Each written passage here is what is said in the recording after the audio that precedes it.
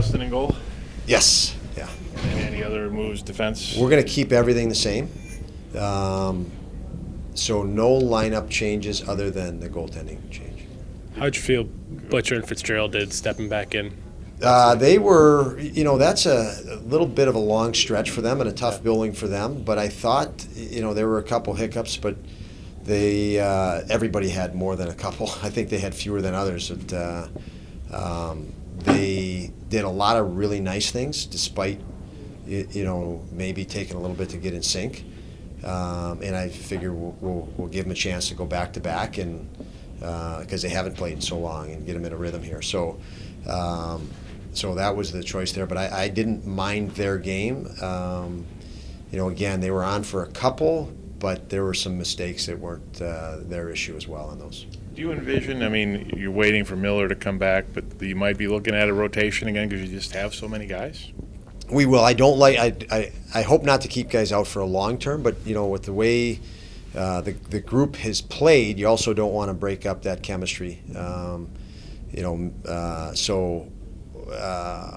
Obviously Miller enters COVID protocol, and that changes things.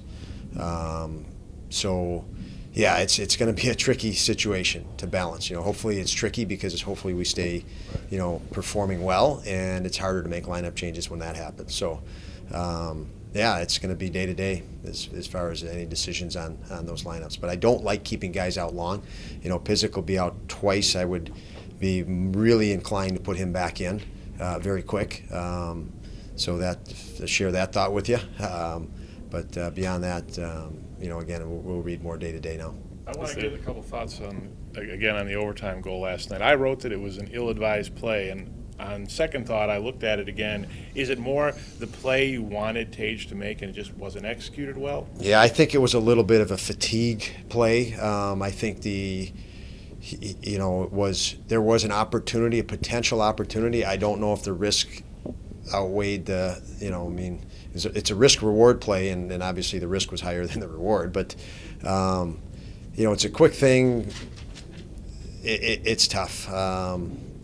Maybe Dulles would have played it different and protected the puck a little more. Who knows? I didn't look at it in detail, but, I think we probably would have been better off not trying that play and keeping possession a little longer. I think had we kept possession, you have that type of skill on, wait for a better opportunity. But there was a moment when you thought you could spring them for a breakaway, and I think that moment closed really quick, and then they stayed with the decision. And that's where Tage probably should have caught himself and said, yeah, you know what, live to fight a little longer here. What's it like being here as the visitor? Yeah, I spent the day with my parents, which was great. But it was, we weren't happy with last night, and I know some of our guys weren't happy with last night, and that was all consuming. So I returned a lot of texts today, but this game is consuming me, I can tell you that. It's nice to be back in Chicago, but it's much, much nicer with a win, and we need to focus on that. So for me, I'll enjoy Chicago in the summertime, another month or two, but right now, other than seeing my parents was great. I have some family here tonight that I'll see after the game, but everything's better with a win, so the focus is on that. They're still obviously dangerous. They have parts, but how strange is it to think that the Blackhawks that were once what you were here at the end of are going through a big rebuild now? Yeah, they do have some parts. DeBrincat and I was with this team 3 years ago, and there's lots of Strome was here at that time, and Kane and DeBrincat, and obviously Taze.